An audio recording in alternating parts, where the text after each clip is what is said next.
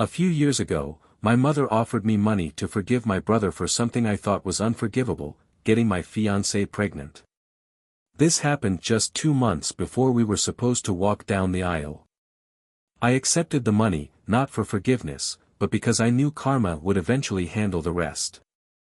I never imagined my own mother would try to persuade me to forgive my brother after what he'd done. When she made her unexpected offer, it became clear she didn't grasp how deeply I'd been hurt. What did I do with her offer? Well, it wasn't what she hoped for. Let me take you back 3 years. At the time, I was engaged to a woman I'll call Ava. I genuinely believed she was the person I'd spend the rest of my life with.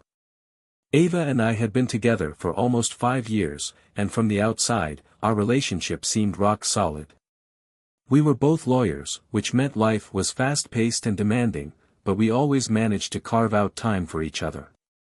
The year I proposed to Ava should have been the happiest time of our lives. But instead, it was the year everything fell apart. That year, Ava lost her job. She was fired after her company found out she'd violated some of their policies. I won't go into the specifics, they're private, but let's just say the company didn't waste any time letting her go. If you've ever known someone who's both a perfectionist and a workaholic, then you'll understand how devastating something like that can be. For Ava, her career wasn't just about earning a paycheck, it was tied to her sense of identity, her pride, and her purpose. Losing it so suddenly left her completely shaken. Determined to bounce back, Ava immediately started applying for new positions. She sent out resumes to law firms and companies everywhere. But her expertise was in a highly specialized area of law, and with the nature of her termination hanging over her, opportunities were scarce. Months went by, and she still hadn't landed a new role. During this tough period, I did everything I could to be supportive. I reassured her that she didn't need to stress about money, I'd take care of things until she got back on her feet. Knowing how much Ava had a tendency to overthink, I encouraged her to take a breather and not let the situation consume her. To my surprise, she actually took my advice, or at least, she tried.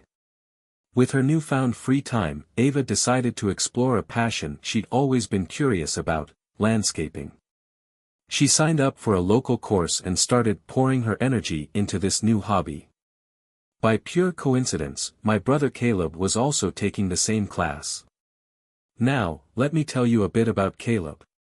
He and I are as different as night and day.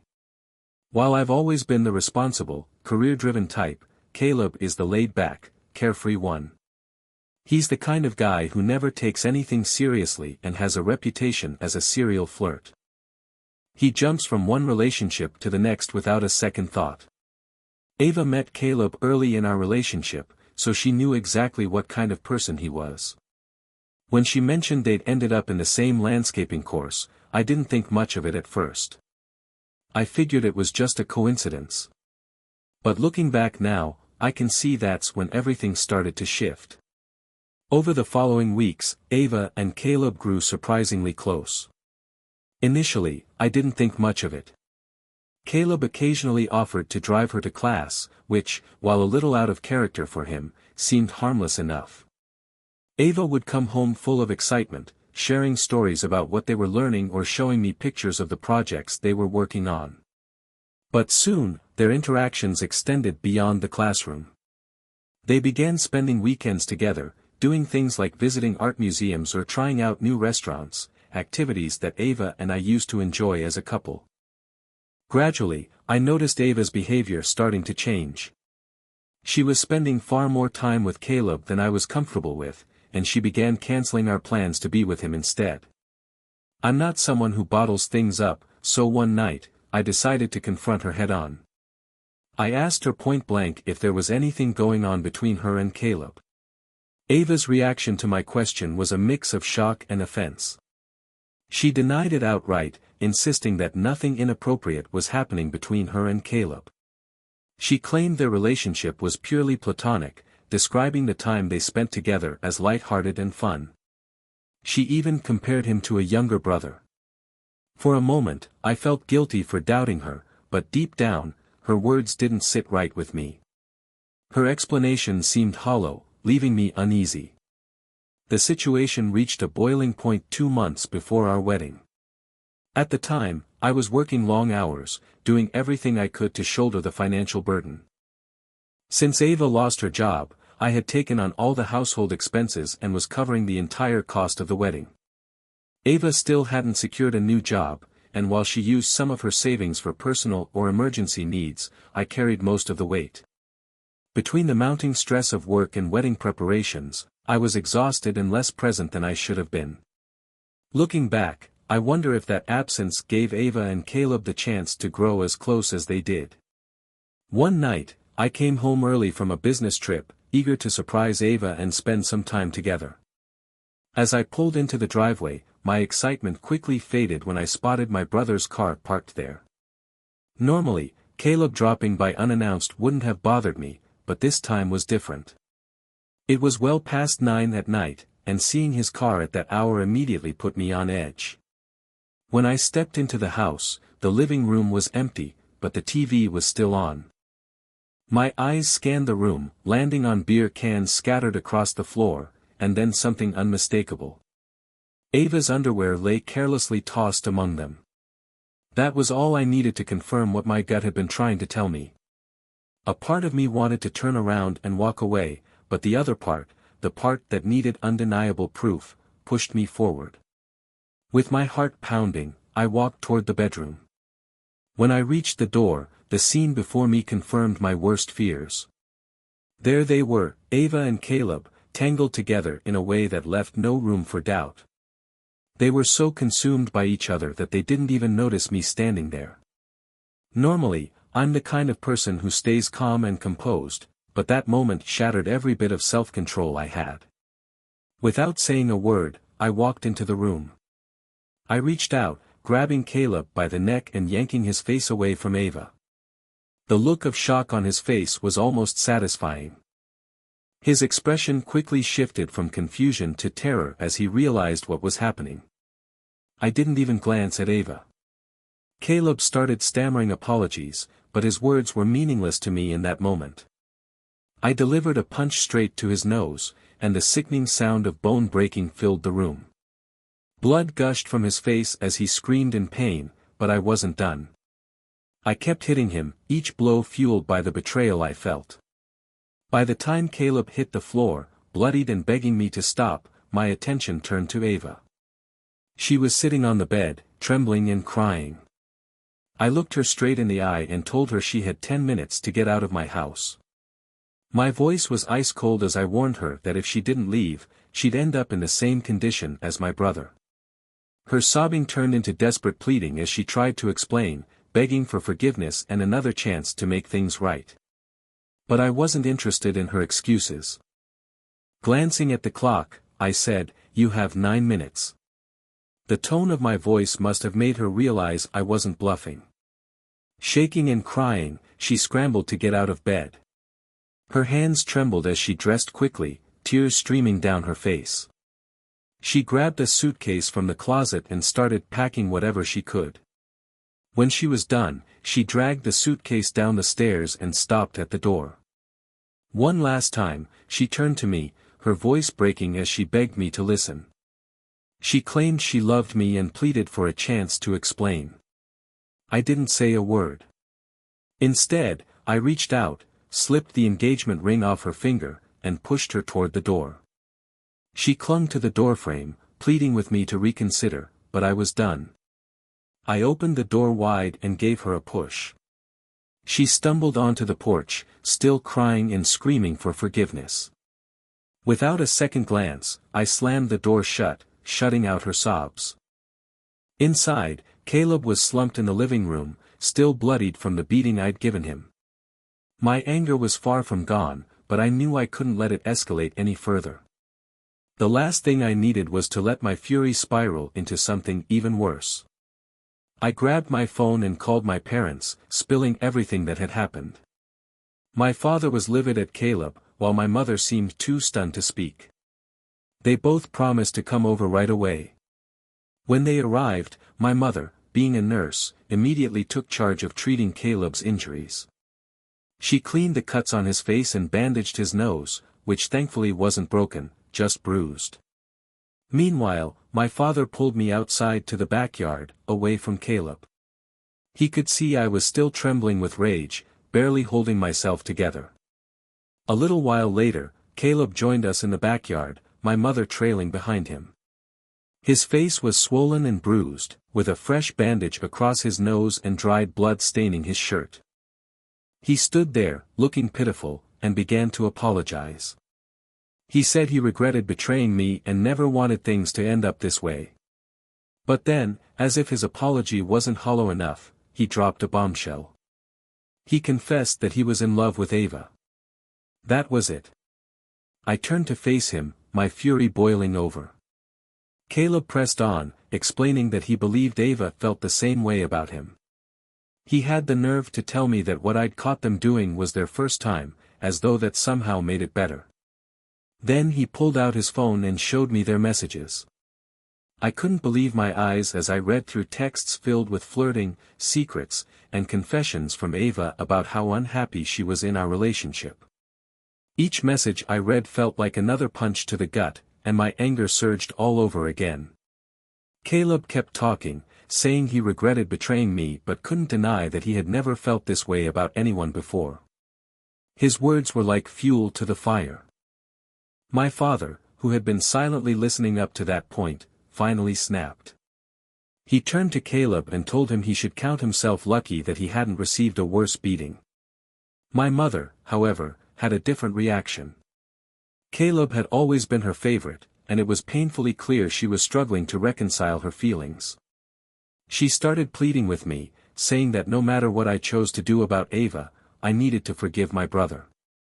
She insisted Caleb seemed genuinely sorry and reminded me that brothers shouldn't fight over a woman. Then, as if to sweeten the deal, she even offered me money to cover the wedding expenses. I agreed to take the check but told her I wasn't going to forgive Caleb. The moment I said that, she withdrew her offer. I had enough at that point. I interrupted her, telling them I wasn't interested in lectures or advice. All I wanted was for them to take Caleb and leave. I couldn't stand to look at him any longer. My father, understanding how I felt, helped Caleb to the car. My mother hesitated, clearly wanting to stay and mediate, but eventually, she followed. In the weeks that followed, I was still reeling from everything. Ava bombarded me with messages, begging for forgiveness and trying to explain herself. But every explanation was just a recycled version of what Caleb had already told me. She claimed neither of them ever wanted to hurt me, as if that excused their actions. I ignored her messages entirely. Then, out of nowhere, Caleb called me. He said he and Ava had just found out she was pregnant, and the baby was his. He told me he wanted to marry her and asked for my blessing. I didn't hesitate to tell him no. There was no chance I'd ever give my approval for that. As if things couldn't get worse, my mother's reaction was the final straw. She had already been trying to play the peacemaker between Caleb and me, but this news seemed to give her a renewed sense of purpose. She went as far as to say that Ava's pregnancy was part of God's plan. In her mind, maybe this was destiny, and Caleb and Ava were meant to be together. It was as if my mother was bending over backward to justify the unforgivable, framing their betrayal as some twisted blessing because it fit her dream of becoming a grandmother. I told her right then and there that I saw exactly what she was doing, and I made it clear, if she continued siding with Caleb and Ava, our relationship would be over. And I wasn't bluffing. The betrayal from my brother was already devastating, but having my own mother defend him was something I couldn't tolerate. My father, likely hoping to defuse the situation, tried to stay neutral, avoiding taking sides. Despite his attempt at diplomacy, my mother made it clear where her loyalty lay. She offered financial support to Ava, ensuring both she and the baby would be taken care of, but, of course, there was a condition. My mother insisted that Caleb and Ava should get married. She was relentless in pushing for it, refusing to even entertain the idea of her grandchild being born out of wedlock. When I eventually learned that Caleb and Ava had agreed to get married and were already sending out wedding invitations to family, I felt a surge of anger and humiliation. True to my word, I severed ties with both my mother and my brother. It wasn't a decision I made lightly, but I knew it was necessary for my own sanity. My mother, however, wasn't one to back down easily. For weeks after our falling out, she bombarded me with phone calls, left countless voicemails, and even showed up at my door uninvited, trying every tactic to guilt me into reconciling. Her persistence was suffocating, and that's when I realized I couldn't stay in the same city any longer. The only way to escape her grasp was to leave for good. 3 years have passed since that chapter of my life came crashing down. I moved to a new city and cut ties with nearly everyone in my family, except my father. He respected my decision to leave and understood why I needed the distance, even though it saddened him that I no longer visited. In these 3 years, I've slowly rebuilt my life. I didn't share my new phone number with anyone except my father, and I worked hard to create a new normal for myself. I made new friends, focused on my career, and did my best to leave the past behind. So, you can imagine my shock when, just yesterday, Ava showed up on my doorstep, ringing the doorbell. When I opened the door, I barely recognized her. She looked nothing like the woman I once loved. Her face was pale, her eyes tired, it was as though she had been through hell and back. Beside her stood a little girl, no older than 2 or 3, holding Ava's hand. One look at the child was enough to tell me who her father was. She had Caleb's unmistakable features, leaving no room for doubt. For a moment, I just stood there, wondering how Ava had found me, why she was there, and what she wanted. Finally, I broke the silence. "Ava, what are you doing here?" Her eyes welled with tears as she begged to come inside, saying she had something important to tell me. My first instinct was to say no, to shut the door and send her away, but then I glanced at the little girl. She was staring up at me with wide, innocent eyes, and I couldn't bring myself to be rude in front of her. With a reluctant sigh, I stepped aside and motioned for them to come in. I pointed them to the couch and offered them water. After they settled, I sat across from them and asked again, "What are you doing here?" I already had my suspicions. Ava wouldn't have found me on her own, I'd been careful to keep my address a secret. The only person who knew where I was living was my father, and I trusted him to keep it private unless something truly serious came up. So whatever brought her here must have involved him. Instead of answering, Ava reached into her bag, pulled out an envelope, and handed it to me without a word. I opened it and immediately recognized my mother's handwriting. The letter was just as infuriating as I feared. She wrote that it was my duty to fix the mess Caleb created. She went on to explain how Ava and her daughter, Liam, were struggling, how Caleb had abandoned them, and how, as Caleb's brother and Liam's uncle, it was my responsibility to step in and help. My mother even had the audacity to say that since Ava was almost my wife, I owed it to her. I stared at Ava, feeling a mixture of confusion and irritation. "What does this mean?" I asked sharply. That's when Ava broke down. Through tears, she started to tell me the whole story.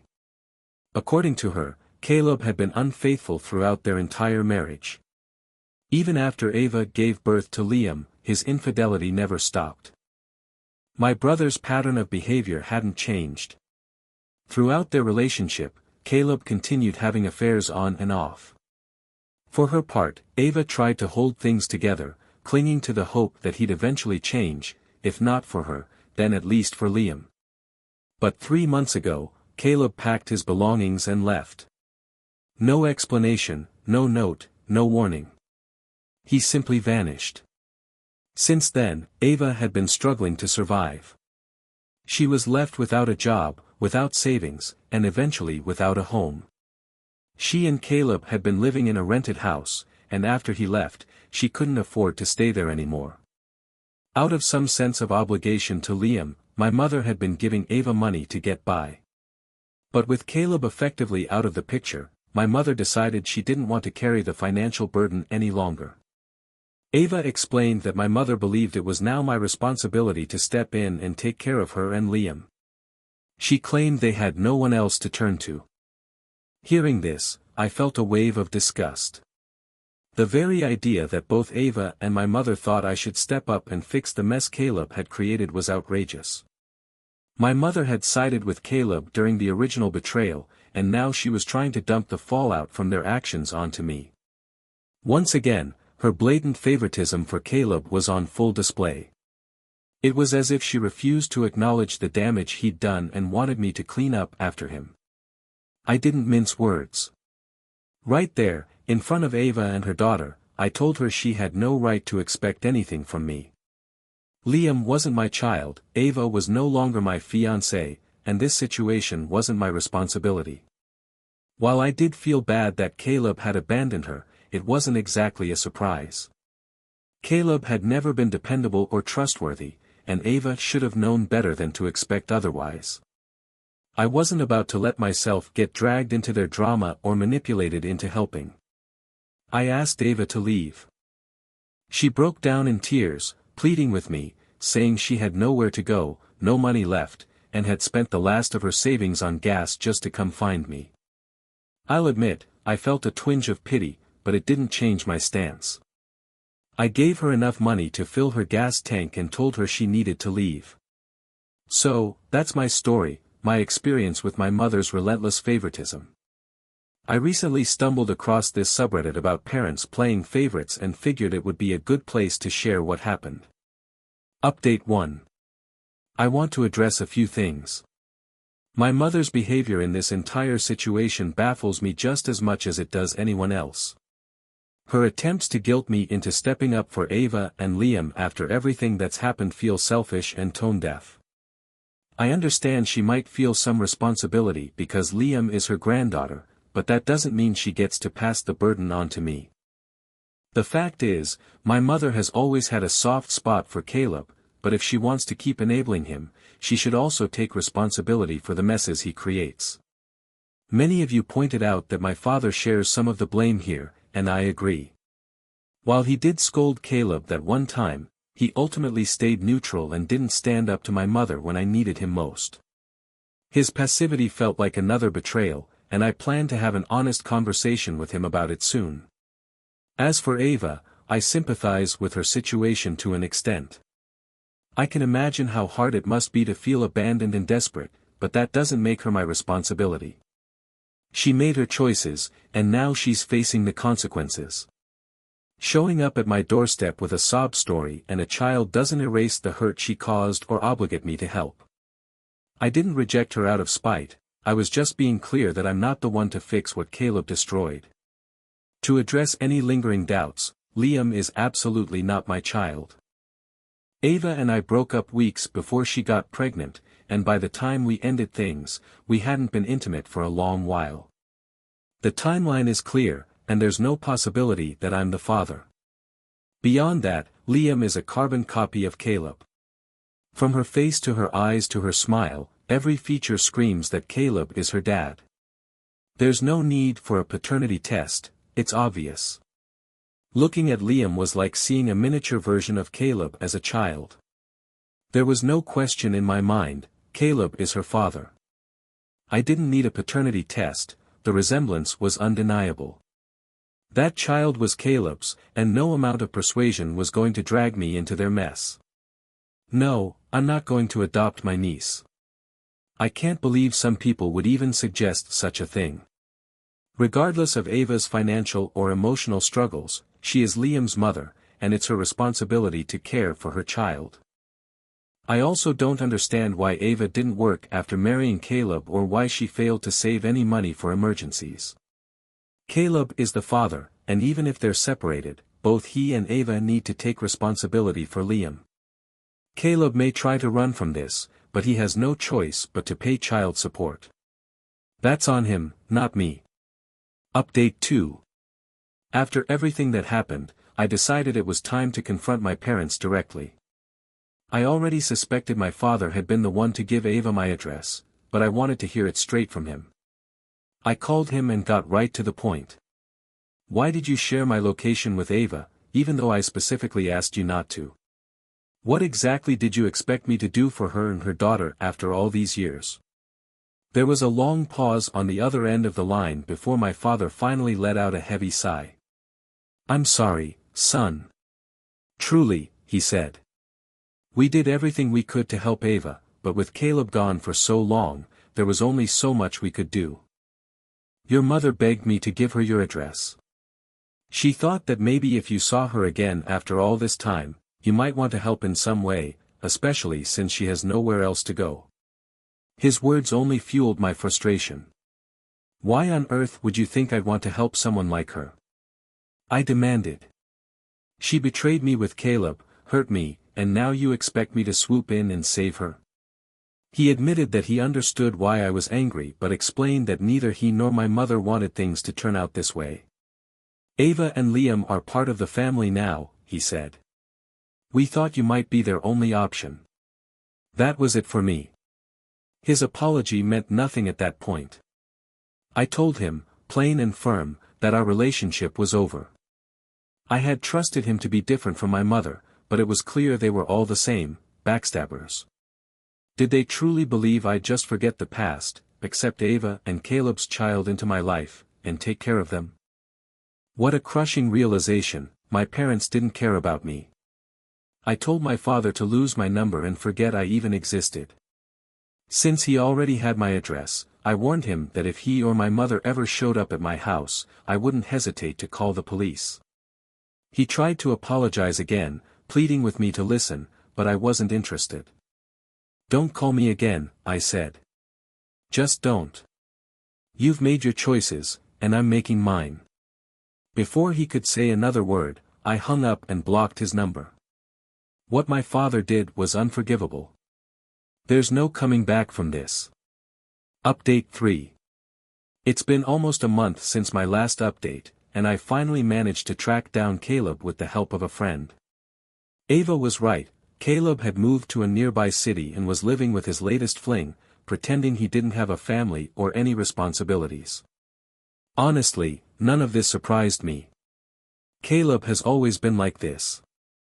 It's almost laughable to think that, 3 years ago, this same guy stood in front of me with a serious face and declared he was in love with Ava. He destroyed my life, and now, after using Ava and fathering a child, he abandoned them the moment he got bored and moved on to someone else. Ava knew exactly who Caleb was. She wasn't blind to his character. Yet, she still chose to betray me with him. I don't feel sorry for her. It's like being told a stove is hot and deciding to touch it anyway, you'll get burned. After confirming Caleb's location, I sent it to Ava. If she wants to confront him or take legal action for child support, that's her decision. But as far as I'm concerned, my involvement ends here. After I sent Ava Caleb's location, I made it clear that I wanted no further involvement in their mess. I didn't want to be part of their endless drama anymore. However, I couldn't ignore the fact that Liam, an innocent child, had no fault in having 2 irresponsible parents. So, I offered Ava one final piece of advice: you need to hire a lawyer. File for divorce and demand child support. Do it now before Caleb disappears again. She thanked me, and I could hear the relief in her voice. She apologized, as she had countless times before, but I wasn't interested in hearing it anymore. I was done. I sent her a text message after our call: don't contact me again. Don't come to my door. This is the last thing I'll do for you. Whatever we had ended a long time ago. Please, leave me in peace for good. Update 4. To explain this update, I need to give some background about my brother. Caleb never finished college. After dropping out, he scraped by with temporary jobs, which is why he was taking a landscaping course. He was hoping to find work in that field. His lifestyle has always been about avoiding commitment, no ties, no long-term plans. And if you've been following my story, you probably already know where this is headed. Yes, Caleb ran. He knew Ava was trying to track him down to sue him for child support, so the first thing he did was flee. He left his ex-girlfriend's house before Ava could confront him. When Ava showed up there, the ex-girlfriend told her Caleb had moved out and that she didn't know where he'd gone. Whether that's true or just a convenient lie, no one knows. I found out about all this because Ava emailed me, despite my clear request for no further contact, to tell me about the situation and ask for my help finding him again. Her disregard for my boundaries was infuriating. I replied to her email bluntly, "You've betrayed me again by not respecting my request to stay out of my life. I'm not going to help you. Don't contact me again." Around the same time, my parents showed up at my house uninvited, again. My father tried to apologize for siding with my mother in the past, saying they were desperate to help Ava and Liam. I won't bore you with all the details, as their request was the same as before. They wanted me to take responsibility for Ava and her daughter. I told them outright that I wouldn't spend another cent on Ava. I'd already wasted enough on a wedding that never happened, and it was ridiculous that they thought I'd take on more financial burdens because of Caleb's failures. My mother, predictably, tried to negotiate. She said she'd refund part of the money I'd lost on the wedding if I agreed to help Ava and Liam. I responded sarcastically, "If you're willing to write a check right now, maybe I'll think about whether it's worth my time to decide if I'd even consider taking Ava back." Which, of course, meant I wouldn't.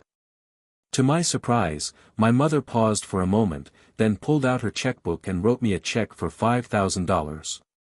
It didn't even come close to covering a quarter of the wedding expenses, but it was all she could manage. After handing me the check, she started to push for a commitment, saying she needed assurances that the money would result in me stepping in to help Ava. I told her flatly, "That's a gamble you'll have to take." She hesitated but ultimately handed me the check. I immediately told them to leave, reminding them that the check didn't include the right to show up at my house again. They left quickly after that. After they were gone, I sat down and briefly debated whether it was worth even considering my mother's request. It didn't take long to decide, no. It took me longer to deposit the check than to make that decision. The good news? The check cleared. I called my mother to let her know, which she didn't take well. She accused me of breaking my promise, claiming that by accepting the money, I was obligated to honor what I'd said. But even if I had signed a contract, which I hadn't, the check was simply for consideration, not a guarantee of action. And as far as I'm concerned, the only thing it guaranteed was that I wouldn't be entertaining any more of her manipulative schemes. I've spent far too much time thinking about a situation that doesn't matter to me anymore. Honestly, even if the check had been bigger, I might have considered it for a few more seconds, but the outcome would have been the same. My mother's ridiculous idea of trying to entangle me with Ava, someone who betrayed me, was doomed from the start. Update C. My mother has now asked me to return the money she gave me. I told her, plain and simple, that if she thought she had any legal grounds to get it back, she should go ahead and sue me. There's not even a single text message or shred of evidence to suggest I agreed to anything in exchange for that money. If she happened to record our conversation when I told her I wasn't helping Ava, there's still no mention of me promising anything. Honestly, it would make for an interesting court case, especially since there's a strong chance I could file a counterclaim against her. As for Caleb, he's finally shown up, and Ava managed to serve him the divorce and child support papers. And here's the kicker, Caleb has the audacity to ask me to represent him. My response? Good luck finding someone to work for free, because I'm not doing it. He doesn't have a dime to his name, so I have no idea how he plans to hire a lawyer. And good luck to Ava, too, if she thinks she's going to get anything meaningful out of Caleb. If financial stability was her priority, maybe she shouldn't have tied herself to someone so unreliable. Comment. Stories like this make me reflect on how loyalty and respect between family members can be tested in ways you'd never expect. Betrayal and impulsive decisions have the power to destroy relationships, often beyond repair. In the end, it's a hard reminder that everyone is accountable for their own choices, and there aren't always easy solutions to life's messes. If there's one major takeaway from all of this, it's the importance of setting healthy boundaries and sticking to them. Learning to say no, especially when a situation has crossed every acceptable line, isn't just a skill, it's essential for maintaining your peace of mind. Some problems simply aren't yours to solve, no matter how much others try to pull you in.